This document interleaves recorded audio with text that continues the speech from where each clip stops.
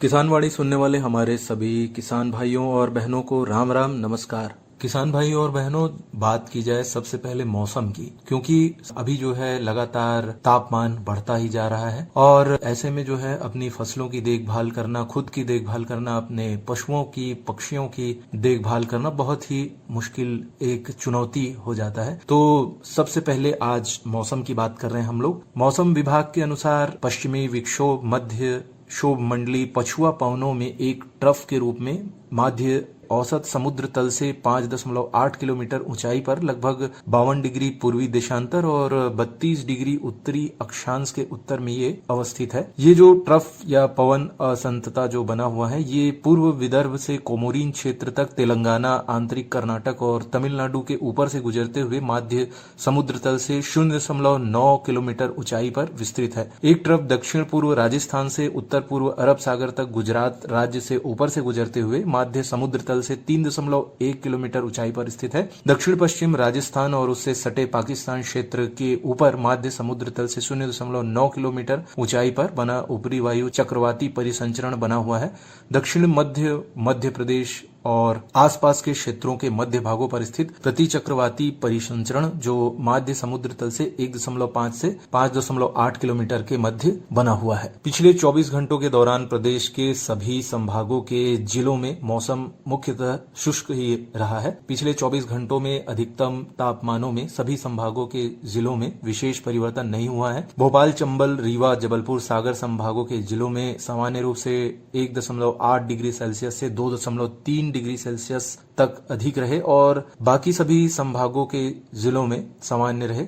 और भोपाल और शहडोल संभाग के जिलों में 2.1 डिग्री सेल्सियस से 3.5 डिग्री सेल्सियस तक भी गिरे और अन्य संभागों में और जिलों में तापमान में विशेष परिवर्तन नहीं हुआ। शहडोल में अधिकतम 40 डिग्री और उमरिया में 41 डिग्री के आसपास तापमान बना रहा अधिकतम तापमान और कल्याणपुर शहडोल में 17.4 डिग्री न्यूनतम तापमान भी दर्ज हुआ। किसान भाइयों और बहनों, आपके लिए विशेष सलाह है कि मिट्टी में नमी बनाए रखने के लिए हल्की और बार बार सिंचाई करें। पानी की बर्बादी कम करने के लिए सुबह या शाम के समय सिंचाई करें, क्योंकि दोपहर में पानी उड़ सकता है। दोपहर में पानी बहुत अधिक गर्मी होने के साथ तेजी से उड़ सकता है। मिट्टी की नमी बनाए रखने के लिए मल्चिंग का उपयोग करें। पिछले कार्यक्रम में हमने मल्चिंग के विषय में भी चर्चा की थी। तेज गर्मी के समय उर्वरक और कीटनाशकों का प्रयोग न करें। फसलों को सही समय पर परिपक्व अवस्था में काटें ताकि गर्मी से नुकसान न हो। फसलों में चूसक कीटों की नियमित निगरानी करें। अनुसार समय पर नियंत्रण उपाय करें। दोपहर की तेज गर्मी में छिड़काव करने से बचें। पशुओं को छाया और हवादार स्थान पर रखें। साफ पीने का पानी दिन में 3 से 4 बार उपलब्ध कराएं। पशुओं के आहार में पानी के साथ साथ खनिज मिश्रण और नमक भी मिलाएं। दोपहर 12 से 4 बजे के आसपास चराई करने से बचें। गर्मी के तनाव को कम करने के लिए पानी का छिड़काव या अन्य जो ठंडक उपाय है वो आप अपना सकते हैं। आने वाले 4 दिनों में अधिकतम तापमान में 2 से 3 डिग्री की क्रमिक वृद्धि देखी जा सकती है। इसके अलावा कुछ अन्य कार्य भी आप कर सकते हैं, जैसे दिन भर पर्याप्त मात्रा में पानी पिएं और शरीर को हाइड्रेट रखें। दिन का जो सबसे गर्म समय होता है दोपहर 12 से 3 बजे के आसपास, इस दौरान बाहर जाने से बचें। यात्रा करते समय अपने साथ पानी जरूर रखें। ORS, नींबू पानी, छाछ, लस्सी जैसे तरल पदार्थों का सेवन करें। दोपहर के समय बढ़ते तापमान के कारण लोगों को लंबे समय तक सीधे धूप में रहने से बचने की सलाह दी जाती है। हल्के वजन के, हल्के रंग के ढीले सूती कपड़े पहने और सिर को कपड़े, टोपी या छाते से ढकें। बच्चों और पालतू जानवरों को गाड़ी में ऐसे ही बंद करके न छोड़ें और अगर किसी को चक्कर आए या अस्वस्थ महसूस हो तो तुरंत डॉक्टर से संपर्क करें। बच्चों, बुजुर्गों और स्वास्थ्य समस्याओं से ग्रसित लोगों का विशेष ध्यान रखें। धूप में ज्यादा शारीरिक मेहनत करने से बचें। भारत मौसम विज्ञान विभाग, IMD और स्थानीय अधिकारियों जैसे आधिकारिक स्रोतों से मौसम के पूर्वानुमान और अलर्ट पर नजर रखें। अरे क्या कर रहा है? इधर हम बोल रहे हैं तेरे बीजू का। उतला बोल रहा है?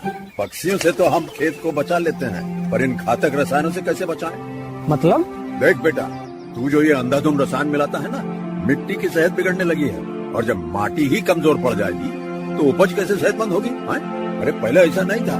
पूछना अपने बड़े बुजुर्गों से, कैसे फसल लहलहाती थी, शुद्धता झलकती थी।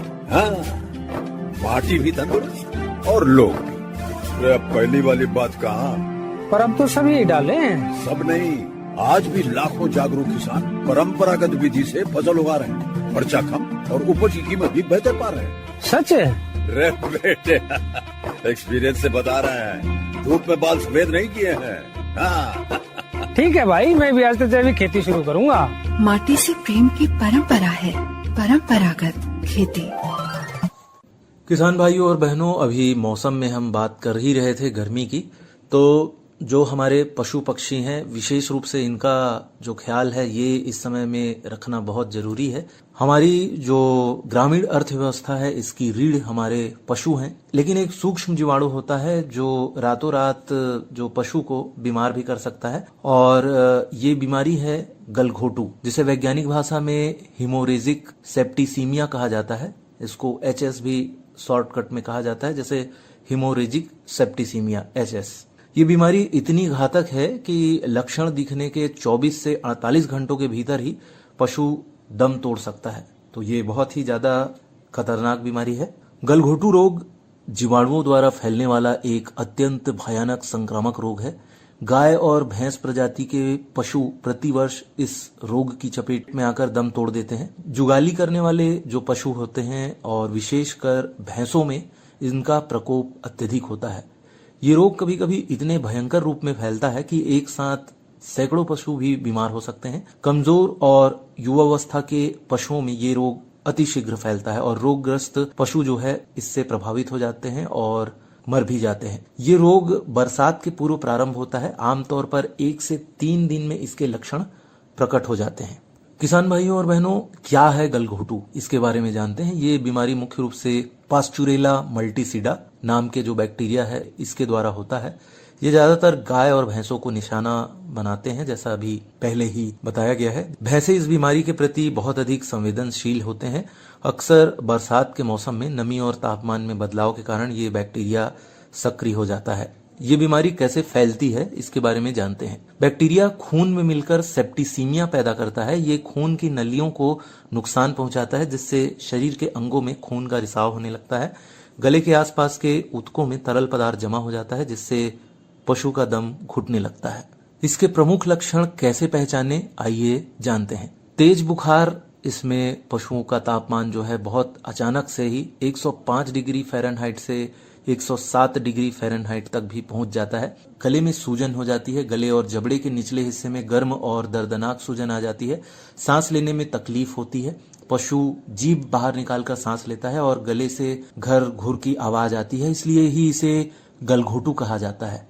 आंखों में लाली आ जाती है, आंखें लाल हो जाती है, इसमें से पानी गिरने लगता है। पशु सुस्त होकर जुगाली करना बंद कर देता है, चारा खाना बंद कर देता है और कभी कभी पशु को खूनी दस्त भी लग सकते हैं। हालांकि ये कम देखा जाता है, लेकिन ऐसा भी हो सकता है। आंतों में जो है इसका असर होता है। देखा जाए तो पशुओं में इस रोग की 3 अवस्थाएं होती है। इसमें पशु का तापमान, जैसे कि अभी बताया गया है, कि 104 से 108 डिग्री फ़ारेनहाइट तक भी पहुंच सकता है और पशु सुस्त हो जाता है, पशु खाना पीना छोड़ देता है, उसके कान नीचे लटके रहते हैं, पशु को दस्त भी लग सकती है। कभी कभी रोग की तीव्रता के कारण 6 से 8 घंटे में ही पशु की मृत्यु हो सकती है। कुछ पशुओं में रोग की दूसरी अवस्था या लक्षण देखने को मिलते हैं। पशु की जीभ पर सूजन आ जाती है और बाहर निकली रहती है। जीभ और गले में सूजन बढ़ने के कारण पशु को सांस लेने में बहुत कठिनाई होती है। और इस रोग की एक अन्य अवस्था भी होती है जिसमें न्यूमोनिया जैसे लक्षण प्रकट होते हैं। पशु सांस जल्दी जल्दी लेता है और खांसता है। उसकी नाक से सफेद रंग का स्राव निकलता है जो रस्सी की तरह नाक से लटकता हुआ प्रतीत होता है। इस अवस्था में 6 से 7 दिन के अंदर ही पशु की मृत्यु हो सकती है। अब जानते हैं बीमारी फैलने का तरीका क्या है। बैक्टीरिया खून से मिलकर सेप्टिसीमिया पैदा करता है। ये खून की नलियों को नुकसान पहुंचाता है। किसान भाइयों और बहनों, ये जानते हैं कि ये कैसे फैलता है। अगर एक पशु बीमार है तो उसके लार, नाक के स्राव या दूषित चारे और पानी के जरिए ये दूसरे स्वस्थ पशुओं में भी फैल सकता है। भीड़ भाड़ वाली जगहों और मेलों से भी इसके फैलने का खतरा बना रहता है। ये रोग घर पर या चराई के स्थल पर भी हो सकता है। रोगग्रस्त पशु जब चरने जाता है तो उसके मल मूत्र आदि से घास दूषित हो जाती है। जिसके कारण एक स्वस्थ पशु तक दूषित घास के द्वारा रोग के कीटाणु यानी कि जीवाणु जो हैं वो फैल सकते हैं। पशुओं का पारस्परिक संपर्क, दूषित आहार, परिचारक और दूषित और नम जलवायु भी रोग को फैलाने में सहायक होते हैं। पशु की अगर मौत हो जाती है तो उसके शव से परीक्षण करके संकेत प्राप्त किए जा सकते हैं। गले के नीचे के ऊतकों में पीले रंग का जिलेटिन जैसा तरल अगर जमा होता है तो इससे गलघोटू के संकेत मिलते हैं। फेफड़ों में सूजन होती है और खून के धब्बे भी बनते हैं। दिल की बाहरी परत पर भी लाल बिंदु बन जाते हैं गलघोटू बीमारी की वजह से।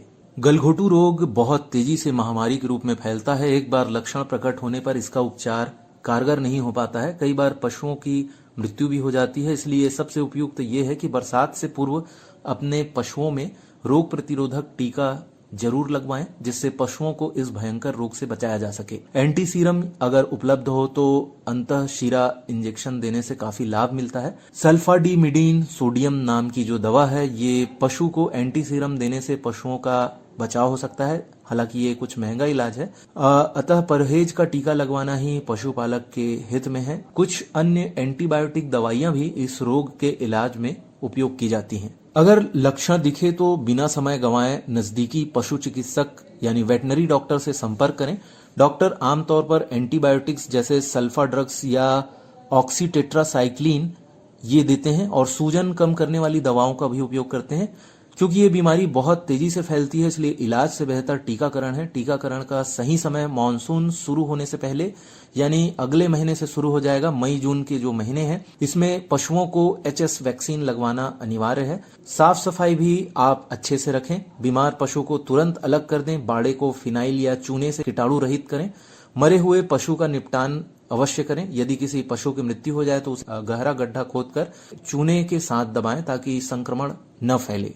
बचाव के लिए प्रतिवर्ष बरसात के मौसम से पूर्व पशुओं को सामूहिक रूप से गलघोटू के टीके लगवाने चाहिए। पशुपालन विभाग के द्वारा सामूहिक टीकाकरण का प्रबंध किया जाता है। ये टीके पशु चिकित्सक से संपर्क करके लगवाए जाते हैं।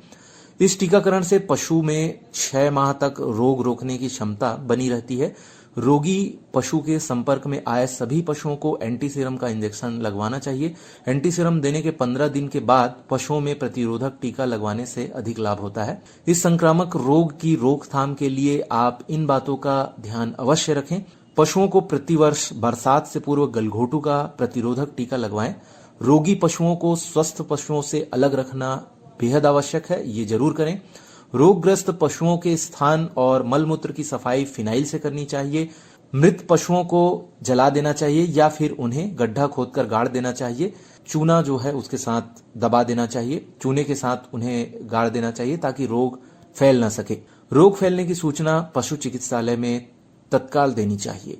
तो किसान भाइयों, आने वाले मई जून में आप भी तैयार हो जाइए और अपने पशुओं की देखभाल करिए। पशुओं को किसी भी प्रकार की ऐसी बीमारी, पशुओं को किसी भी ऐसी संक्रामक बीमारी से बचाने के लिए आप भी कमर कस लीजिए, तैयार हो जाइए। राम बिना रथ ने चले माई तोरो राम बिना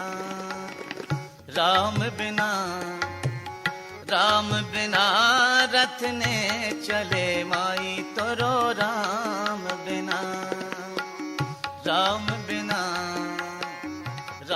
बिना रथ ने चले माई तोरो राम बिना।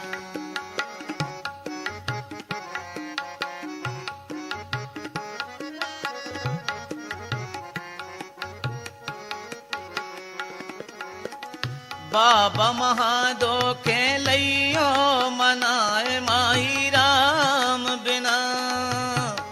बाबा महादो के लइयो मनाए माई राम बिना। नंदी पे असबार के माई मोरी राम बिना। राम बिना रथ ने चले माई तोरो राम बिना।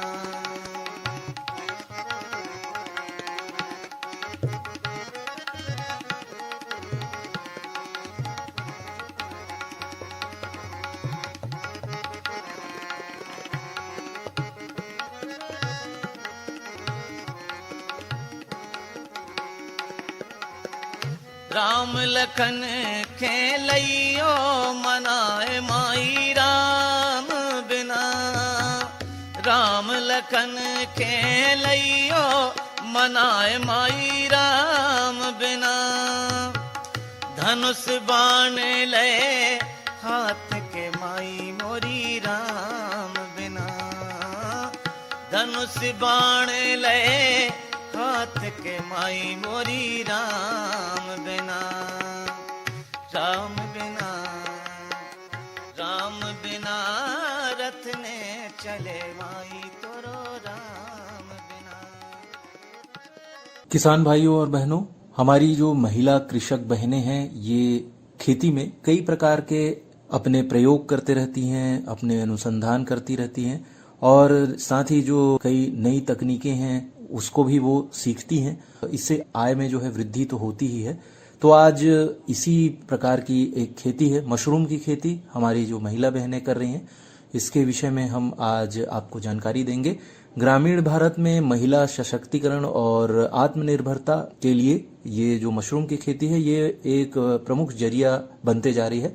बहुत ही कम निवेश और बहुत ही कम जगह में शुरू होने वाला ये व्यवसाय महिलाओं को न केवल आर्थिक रूप से स्वतंत्र बनाता है बल्कि उन्हें एक एंटरप्रेन्योर यानी कि उद्यमी के रूप में भी स्थापित कर रहा है, बिजनेस वुमेन बना रहा है। कम लागत में उच्च मुनाफा है। मशरूम की खेती के लिए बड़े खेत की आवश्यकता नहीं होती है।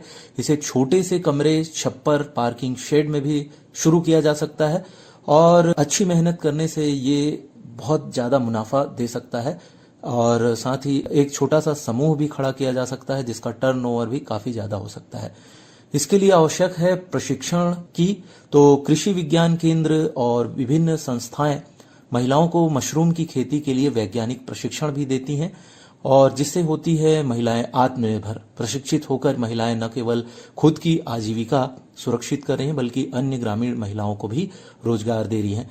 मुख्य रूप से हमारे क्षेत्र में ये ऑयस्टर मशरूम जो है वो ज्यादा आसानी से हो जाता है, बहुत ही कम लागत में ये तैयार हो जाता है। और उसके अलावा बटन मशरूम जो ज्यादा लोकप्रिय है खाने में, तो उसकी भी खेती कर सकते हैं कुछ तकनीकों का इस्तेमाल करके। ये जो मशरूम की खेती है ये महिलाएं मशरूम के अचार, पाउडर, बिस्कुट और सॉस बनाकर भी आय को दोगुना कर रही हैं, सुखा सकती हैं उसे। हमारी कई किसान बहनें भी जो है मशरूम उत्पादन में मील का पत्थर बनी है। और ये जो मुख्य रूप से जो है ये सितंबर से नवंबर, ऑयस्टर जो मशरूम है ये सितंबर से नवंबर, बटन मशरूम फरवरी से मार्च में उगाए जा सकते हैं और वर्ष भर भी जो है ऑयस्टर मशरूम उगाए जा सकते हैं। और बटन मशरूम को भी जो है अगर विशेष इनके लिए जो दशा है वो अगर मुहैया कराया जाए तो वो भी संभव हो सकता है।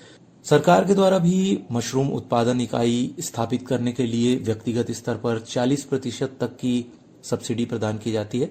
ये खेती न केवल ग्रामीण महिलाओं को आत्मनिर्भर बना रही है बल्कि उन्हें कुपोषण से लड़ने और परिवार को आर्थिक मजबूती देने में भी मदद कर रही है।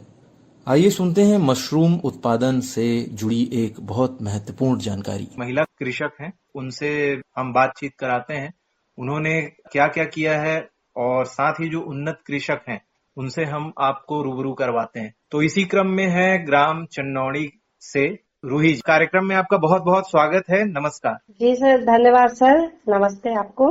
जी, आप अपना परिचय दीजिएगा। वैसे हमारे जो पुराने श्रोता हैं वो तो परिचित होंगे ही, लेकिन फिर से जो है आप अपना परिचय दे दीजिए और साथ ही जो है कौन सी विधा में आप जो है अभी काम कर रहे हैं, यानी कि जैसे मशरूम में आपका काम है तो उसके संबंध में थोड़ा सा हमारे श्रोताओं को बताइए। जी सर, मेरा नाम रूही है, मैं ग्राम चन्नौड़ी से हूँ। जी सर, मैंने मशरूम की खेती की थी। तो हमारे गांव में मैडम आई थी, अल्पना मैडम केवीके से जी, तो उन्होंने हमें बताया था। कौन से मशरूम की खेती करती हैं आप? कौन से प्रकार की? ऑयस्टर की, बटन मशरूम है और या फिर कोई और अन्य वैरायटी, किस प्रकार के? सर, हमारे शहडोल जिले में ऑयस्टर मशरूम ज्यादा उपयोग किया जाता है, इसमें अच्छी फसल होती है। इसके अलावा हमारे इधर पे बटन मशरूम का खेती अच्छे से नहीं होती है जी। और ऑयस्टर जो मशरूम है सर, मई जून के महीना को छोड़ के बाकी पूरे 10 महीने की खेती हम कर सकते हैं। जी, कितना समय हो गया हो आपको जो है ये मशरूम से संबंधित कार्य करते हुए? 2 साल सर। जी, 2 साल हो गया है। लगभग कितने समय में फसल तैयार हो जाती है, जो एक बार जो बैग वगैरह जो तैयार किया जाता है और वहां से लेके जो कटाई जो उसकी होती है? जी जी सर, मैं इसके बारे में बताना चाहूंगी। जी। सबसे पहले तो हम क्या करते हैं कि जो हमारा भूसा होता है, गांव में भूसा गेहूं का भी मिल जाता है और पैरा भी मिल जाता है जो हमें धान से प्राप्त होता है। जी। तो उसको हम क्या करते हैं कि उसको पानी में अपन भिगो देते हैं, जिसमें हम फार्मोलिन डालते हैं और बावस्टीन। सर जैसे कि अगर हम छोटे उसमें थोड़ा सा अगर लगा रहे हैं, मान लीजिए कि हमारे पास 1 किलो ही बीज है जिसे हम स्पॉन कहते हैं मशरूम का, आयस्टर का। तो सर 1 किलो बीज के लिए हमें चाहिए 10 से 12 किलो भूसा और 100 लीटर पानी, और उसके साथ में सर हमें बाविस्टीन चाहिए 10 ग्राम और 10 से 15 ml हमें चाहिए फार्मोलिन। तो हम क्या करते हैं, पानी में फार्मोलिन और बाविस्टीन मिलाकर और भूसा को उसमें डाल देते हैं और अच्छे से लकड़ी की सहायता से उसे मिला देते हैं और फिर इसे 24 घंटे के लिए हम पानी में भीगा रहने देते हैं। फिर इसके बाद में उसको 24 घंटे के बाद निकालने के बाद इसको कहीं अच्छी साफ सुथरी जगह पे या फिर हमारे पास टोकना वगैरह रहता है तो उसमें रख देते हैं ताकि उसका पानी पूरा निकल जाए। और जब उसका पानी निकल जाता है फिर थोड़ी सी धूप दिखाकर फिर उसको सुखा लेते हैं, यानी इतना सुखाते हैं कि हम उसको मुट्ठी बांधते हैं और उसको जब छोड़ते हैं तो नीचे अच्छे से पूरा फैल जाए। 15 से 25% तक उसमें नमी रहती है भूसे में। फिर इसके बाद में हम उसकी बैगिंग करते हैं। बैग में जो हमारे जो पास 5 किलो वाला जो शक्कर वाली जो बैग आती है, मोटी पन्नी आती है, उसका उपयोग करते हैं सर। फिर उसमें क्या करते हैं कि हम भूसा लिए, जो हमारे पास जो उपचारित किया गया भूसा है, और भूसा लेने के बाद में जो हमारा स्पॉन होता है उसको लेते हैं। तो हम उसका पन्नी लेते हैं। पन्नी में हम क्या करते हैं कि पहले एक परत पन्नी में हम भूसा डाल देते हैं, भूसा के बाद में उसको बीज डालते हैं, फिर भूसा डालते हैं, बीज डालते हैं, ऐसे करके हम 5 परत भूसा का डालते हैं और 4 परत बीज का। तो एक पन्नी में हमें 100 ग्राम बीज लगते हैं और 100 ग्राम मशरूम के बीज में एक पन्नी हमारा तैयार हो गया। अगर हम 10 किलो भूसा तैयार कर रहे हैं तो हमारा उसमें से 10 पन्नी आराम से निकल जाएगा। ठीक है, तो 10 पन्नियों में हमें 1 किलो भूसा लगते हैं। 10 पन्नी में हमें 10 किलो भूसा लगते हैं, 10 से 12 किलो भूसा। और फिर इसके बाद में जब वो हमारी पन्नियां तैयार हो जाती है उसको अच्छे से उसको बांध देते हैं और उसमें जो रबड़ होता है वो प्लास्टिक की, और रबड़ से हम उसको ऊपर मोड़ के पन्नी को और बांध देते हैं। उसको बांधने के बाद में किसी नुकीली चीज से या फिर हम क्या करते हैं कि अपने गांव में पेन से ही उसको छोटा छोटा छेद कर देते हैं ताकि उसमें हवा का आवागमन बना रहे। और उसको फिर जब हमारे बैग तैयार हो जाते हैं तो अंदर कहीं पे भी जहाँ पे सूरज की रोशनी नहीं जाती उसको अंधेरी जगह पे हम रख देते हैं, और रखने के बाद में उधर पे जाला वगैरह ना हो, साफ सुथरा हो, क्योंकि उसमें कीड़े वगैरह अगर जाएंगे तो फिर वो हमारे फसल को नुकसान कर सकते हैं। 21 दिन तक हमें उसको ऐसे रखना है। उसमें देखते हैं हम तो उसमें सफेद सफेद उसमें पूरे जाला टाइप में पूरा बन जाता है, उसमें पूरा ऊपर से लेके नीचे तक उसमें आ जाता है। फिर उसमें पूरा एक परत पूरा उसमें पूरा ऊपर से दिखने लगता है। उसके बाद में हम क्या करते हैं कि 21 दिन के बाद में उसको पन्नी को निकाल देते हैं। फिर उसमें 25वें दिन से उसमें हमारा फलन स्टार्ट हो जाता है। 1.5 किलो से 2 किलो तक एक बैग से हमें फल स्टार्ट यानी मिल जाता है शुरू से लेके आखिरी तक में, और कम से कम 2 महीने 2.5 महीने तक हमारा फल पूरा प्राप्त होता है। 2 से 2.5 महीने जी, यानी जब से हम लगाए तो 1 महीना तो हमको तैयार होने में लगा और 1-1.5 महीना फल निकलता है जी। और बीच बीच में इसका रोटेशन करते रहते होंगे, मतलब किसी बैग को आप थोड़ा बाद में तैयार करते होंगे ताकि जो मशरूम है वो निकलता रहे बीच बीच में। सर हम क्या करते हैं कि जैसे हमने अभी मशरूम लगाया जी, अभी हमने बैग तैयार किया और बैग तैयार करने के बाद में हम क्या करते हैं कि 15-20 दिन के बाद में फिर हमने दूसरा बैग तैयार कर दिया। जी। तो क्या है कि वो जो मशरूम खत्म, क्योंकि 20 दिन के बाद 21-25 दिन से हमारा फल निकलना स्टार्ट होता है जी। हमें प्राप्त होने लगता है, और जब फल हमारा प्राप्त होने लगता है तो उसके खत्म होने तक जी 1 महीने के अंदर हमारा दूसरा बैग तैयार हो जाता है, तो उसमें से हमारा फल हमें प्राप्त होने लगता है। भूसा के बारे में तो आपने बताया कि वो तो मिल जाता है, जैसे कि जो इसमें कुछ केमिकल वगैरह जो लगते हैं जैसे बाविस्टीन, फॉर्मेलिन, और साथ ही जो बीज जो है स्पॉन, ये क्या आप खुद बनाते हैं या फिर कहीं से लेके आते हैं? सर ये हम नहीं बनाते हैं, ये हमें केवी के अल्पना मैडम जी से हमें प्राप्त हुआ था जी, जबलपुर से मिलता है। हाँ हाँ। कृषि विज्ञान केंद्र से, और या फिर हम और जी जो इसमें केमिकल जो यूज होता है कुछ जैसे बाविस्टीन, फार्मेलिन वगैरह जो है वो? सर ये बाजार से हम लेके आते हैं। इसके साथ में अगर हमारे पास में हाँ। फार्मोलिन और बाविस्टीन नहीं है अगर, और अगर हम घर पे बना रहे हैं अपने स्वयं के उपयोग के लिए, या भूसा ले लिए 1 किलो बीज के लिए और 10 किलो जैसे अपन भूसा लेके 1 किलो बीज लिए, तो इसमें अगर अपने स्वयं के खाने के लिए अगर कोई वो कर रहे हैं, जैसे ग्रामीण में अगर किसी के पास नहीं है, तो सर उसके जगह में हम चूना का भी उपयोग कर सकते हैं जी। और सर अगर बाविस्टीन और चूना हमको कुछ का भी उपयोग नहीं करना है, तो हम खौलते हुए गर्म पानी में डाल के उसको 20 से 25 मिनट खौला लेंगे, ताकि इसमें किसी भी प्रकार का संक्रमण ना हो, यानी कीड़े वगैरह ना लगे, किसी भी प्रकार का रोग ना लगे। बस इसके लिए हमको भूसा को उपचारित किया जाता है। जी, बहुत ही अच्छी जानकारी आप दे रही हैं। और जो ये मशरूम है वो किसान भाई हैं, बहन हैं, इनके पोषण के लिए बहुत ही अच्छा एक साधन है प्रोटीन प्राप्त करने का, और साथ ही साथ जो है बहुत ही आसानी से भी वो इसको उगा सकते हैं, जैसा कि आप बता रही हैं। बहुत ज्यादा जी सर, इसको एक बार हम अगर इसको बैग लगा के और उसको रख देते हैं हम तैयार करने के बाद में, फिर हमको कुछ भी करने की जरूरत नहीं है। इसके साथ में अपने दूसरे भी काम कर सकते हैं, और ये तो अपना लगा रहता है। जब हम पन्नी उसका हटाते हैं उसमें से, तब हमें पानी का छिड़काव देना पड़ता है 2 से 3 दिन में सर, और साफ पानी का छिड़काव करना पड़ता है। 2 से 2.5 किलो एक बार में, यानी 2 से 2.5 किलो उसमें निकल जाता है। वो छेद हम उसमें हवा को आने जाने के लिए बनाते हैं, तो उसमें पूरा, उसमें फिर एक परत का पूरा उसमें सफेद सफेद करके उसमें पूरा फैल जाता है स्पॉन का। तो फिर उसके बाद में जब अपन पन्नी हटा देते हैं, अगर नहीं भी हटाते ना तो भी वो छेद से वो निकल जाता है।